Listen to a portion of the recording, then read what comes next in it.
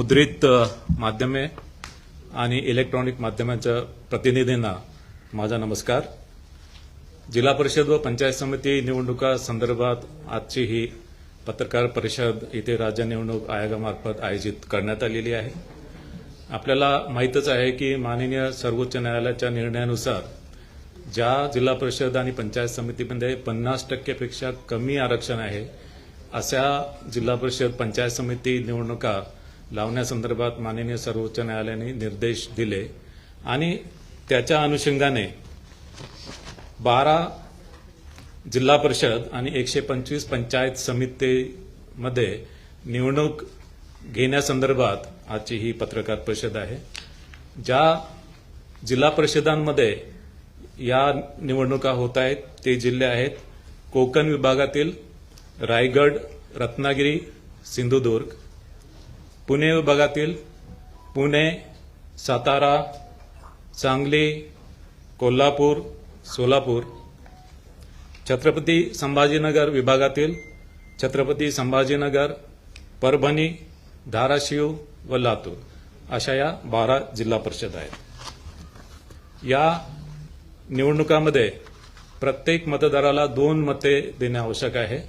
यामध्ये 1 मत त्याला जिल्हा परिषद निवडणूक विभागासाठी द्यावं लागेल आणि 1 मत पंचायत समिती निर्वाचक गणासाठी द्यावं लागेल।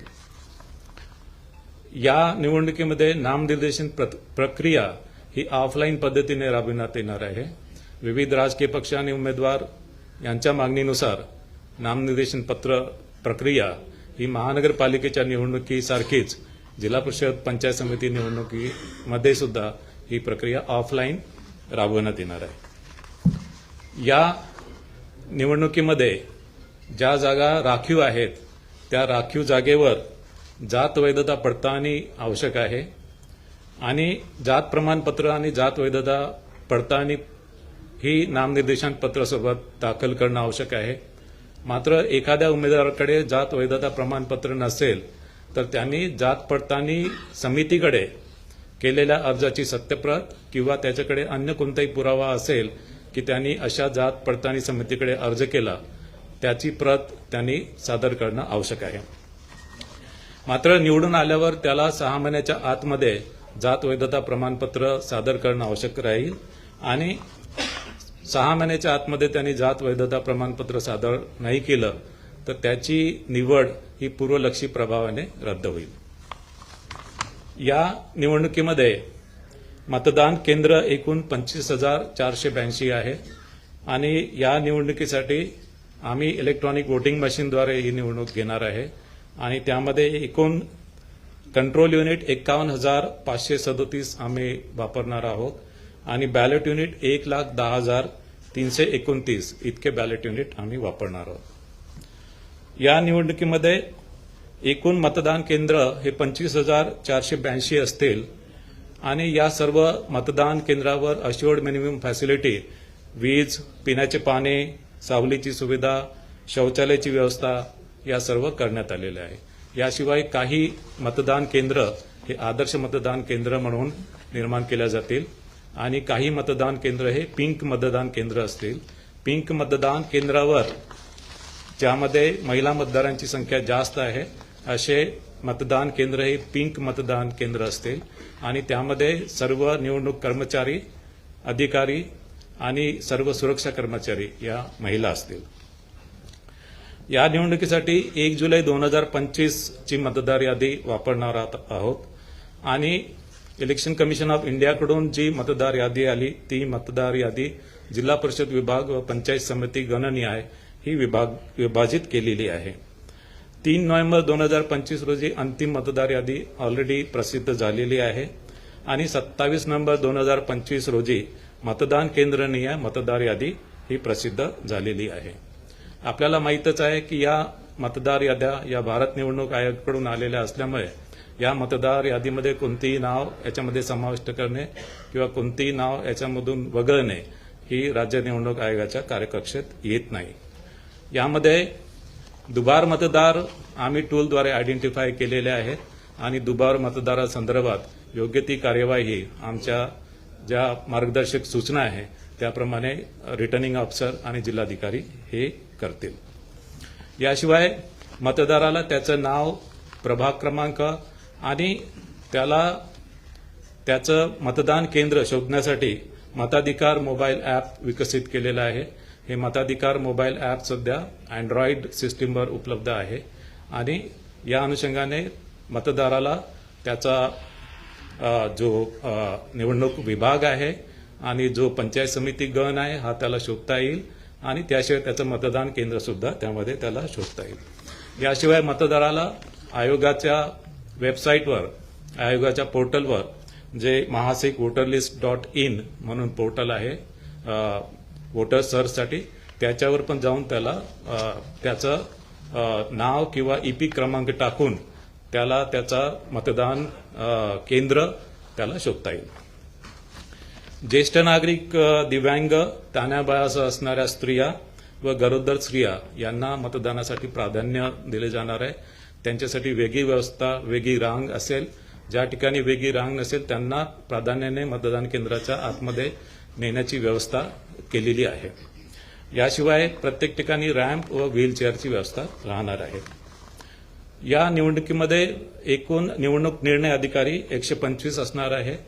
सहाय्यक निवडणूक निर्णय अधिकारी सुद्धा 125 असणार आहे. एकूण निवडणूक अधिकारी कर्मचारी 1,28,000 यामध्ये असणार आहे. निवडणूक अधिकारी आणि कर्मचारी पुरवण्यासाठी विभागीय आयुक्त आणि जिल्हाधिकारी यांना निर्देश देण्यात आलेले आहे. प्रत्येक स्थानिक स्वराज्य संस्थांसाठी जे अधिनियम बनलेले आहेत त्या अधिनियमामध्ये प्रचार समाप्तीनंतर जाहिरातींना बंदी यावर वेगवेगळी तरतूद आहे.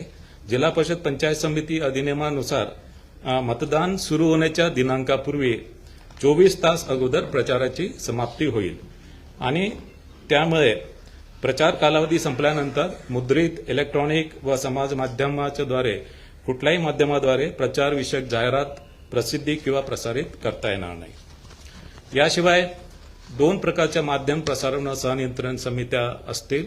यामध्ये जिल्हा स्तरावर जिल्हाधिकारी यांच्या अध्यक्षतेखाली जिल्हास्तरीय माध्यम सहनियंत्रण समिती असेल. राज्य स्तरावर राज्य निवडणूक आयोगाच्या सचिवांच्या अध्यक्षतेखाली माध्यम प्रमाणन व सहनियंत्रण समिती असेल. यामध्ये इलेक्ट्रॉनिक माध्यमांसाठीच्या प्रस्तावित जाहिरातीचे पूर्वप्रमाणन ही मुख्य जबाबदारी या समितीकडे असेल. याशिवाय पेड न्यूज संदर्भात तक्रारी, चौकशी ही सुद्धा जबाबदारी त्यांच्याकडे असेल. ही निवडणूक घोषित झाल्यानंतर संबंधित जिल्हा परिषद पंचायत समिती क्षेत्रात आचारसंहिता लागू झालेली आहे.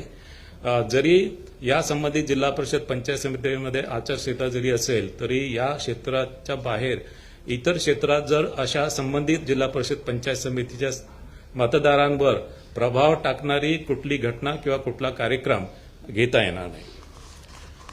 या निवडणुकीमध्ये निवडणूक खर्चावर जी मर्यादा आहे यामध्ये 3 स्लॅब्स केलेले आहेत. ज्या जिल्हा परिषदमध्ये 71 ते 75 निवडणूक विभाग आहेत त्यामध्ये जिल्हा परिषदसाठी 9 लाख, पंचायत समितीसाठी 6 लाख. ज्या जिल्हा परिषदमध्ये 61 ते 70 निवडणूक विभाग आहेत त्यामध्ये जिल्हा परिषदसाठी 7.5 लाख, पंचायत समितीसाठी 5.25 लाख. ज्या जिल्हा परिषदमध्ये 50 ते 60 निवडणूक विभाग आहेत त्यामध्ये जिल्हा परिषदसाठी 6 लाख आणि पंचायत समितीसाठी 4.5 लाख. अशा प्रकारे निवडणूक खर्चाची मर्यादा आहे. या निवडणुकीमध्ये एकूण मतदान केंद्र हे 25,482 आहे जे मी आधीच सांगितलेलं आहे. एकूण मतदार 2.09 कोटी आहेत.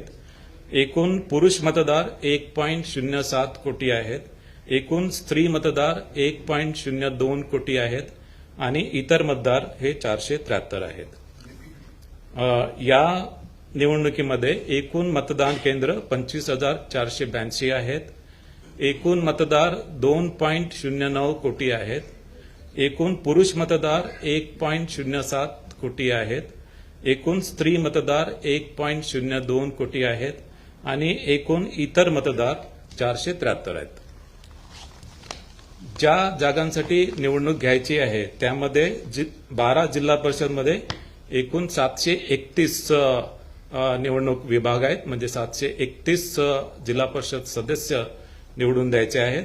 त्यामध्ये महिलांसाठी 369 जागा आहेत, अनुसूचित जातीसाठी 83 जागा आहेत, अनुसूचित जमातीसाठी 25 जागा आहेत आणि नागरिकांचा मागास प्रवर्ग यासाठी 191 जागा आहेत. ज्या पंचायत समिती जागांसाठी ही निवडणूक आहे त्या एकूण पंचायत समिती आहे 125 आणि एकूण जागा म्हणजे एकूण पंचायत समिती सदस्य 1462 निवडून द्यायचे आहेत. ज्यामध्ये महिलांसाठी 731 जागा आहेत, अनुसूचित जातीसाठी 166 जागा आहेत, अनुसूचित जमातीसाठी 38 जागा आहेत, नागरिकांचा मागास प्रवर्गासाठी 342 जागा आहेत. यानंतर मी हा निवडणुकीचा कार्यक्रम घोषित करतो आहे. जिल्हा परिषद व पंचायत समिती 12 जिल्हा परिषद आणि 125 पंचायत समितींचा निवडणुकांचा कार्यक्रम. जिल्हाधिकाऱ्यांकडून निवडणूक कार्यक्रमाच्या सूचनेची प्रसिद्धी 16 जानेवारी 2026. नामनिर्देशन पत्र स्वीकारणे 16 जानेवारी 2026 ते 21 जानेवारी 2026. नामनिर्देशन पत्राची छाननी 22 जानेवारी 2026. उमेदवारी माघारीची अंतिम मुदत 27 जानेवारी 2026. उमेदवारी माघारीची अंतिम मुदत 27 जानेवारी 2026 दुपारी 3 वाजेपर्यंत.